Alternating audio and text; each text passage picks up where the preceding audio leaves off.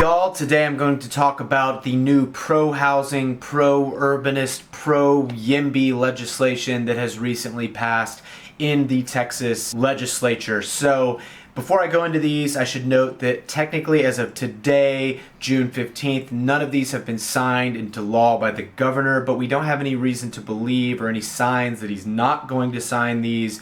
And if they are not signed or vetoed by June 22nd, they automatically become law. With that being said, let's hop in. The first bill is HB 24, and this is the valid petition overhaul.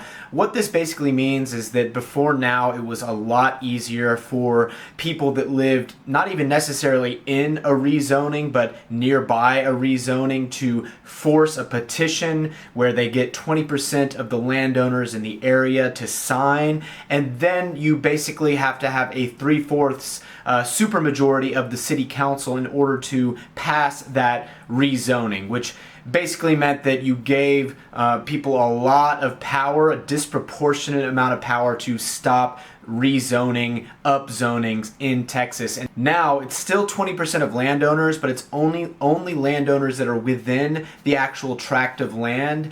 And if it's outside of the tract nearby, it has to be 60% of landowners. And the council only has to pass with a majority and not a supermajority if there is a petition.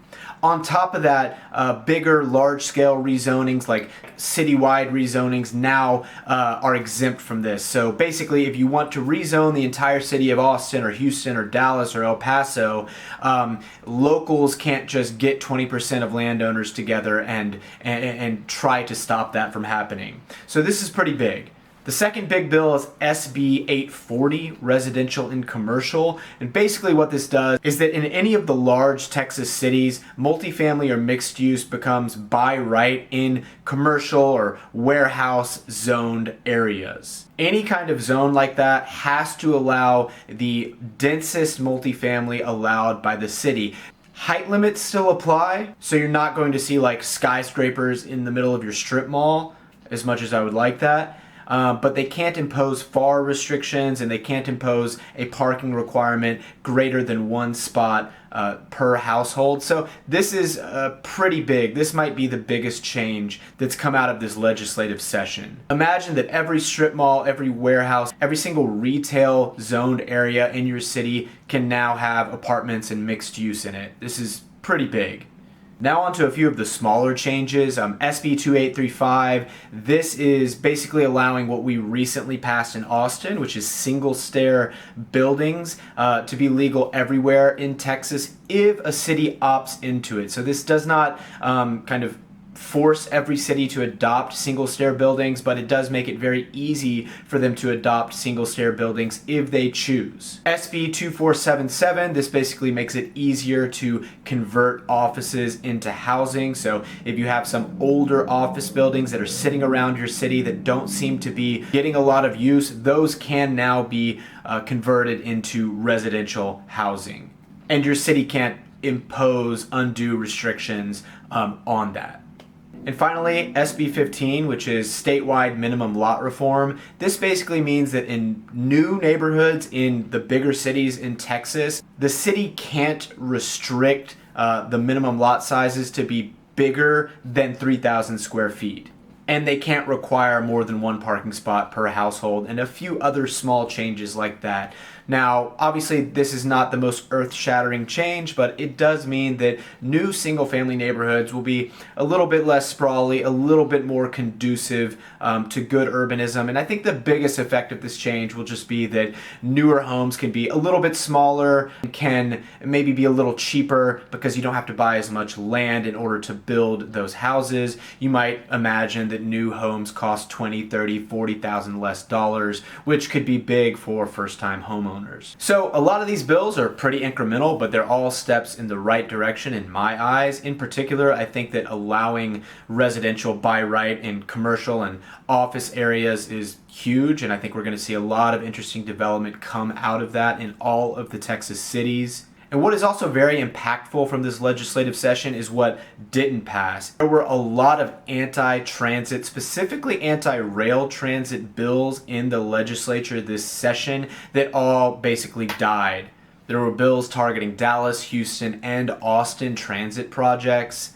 In particular, the one I'm most worried about, since I live in Austin, is the bill targeting Project Connect, which died. And this is really important because unlike some of the other transit systems in other parts of Texas, we haven't actually built out the light rail system in Austin yet. And so until we actually get, break ground and build some of this rail system, it's very, very important that we get to that point. But one still has to ask, why are Texas legislatures in our Texas government trying to kneecap cities from building rail transit systems? You can go across the world, from Europe to Asia, and even in cities that you're not even aware of, like Leipzig, Germany, you're going to see massive rail transit systems that they're able to build. I don't know why Texas politicians want us to be weaker at building rail projects than places like Germany.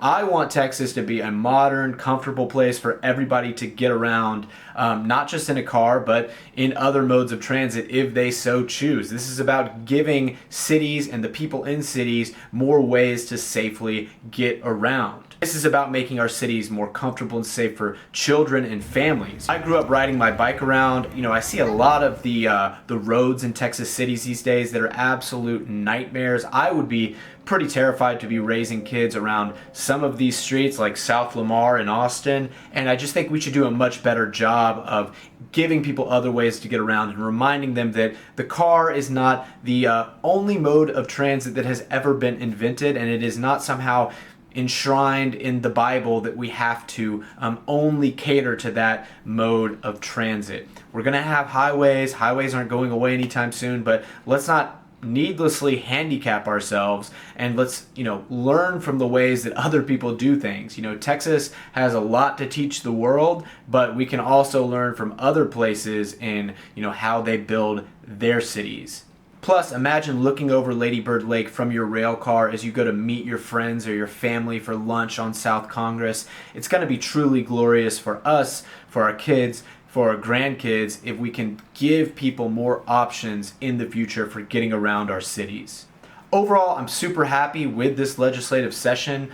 Texas continues to show what it means to really be YIMBY and allow more kinds of housing to be built in more places. I think it's super important, and it's one reason that even though some cities in some blue states are ahead of us on transit and density, we're kind of giving ourselves the opportunity to leapfrog those places by passing pro-housing legislation such as that which passed this session. So what do you think? Let me know. I'm personally really excited about the future, and I hope that we see a ton of housing get built in new and innovative ways in Texas in the coming years.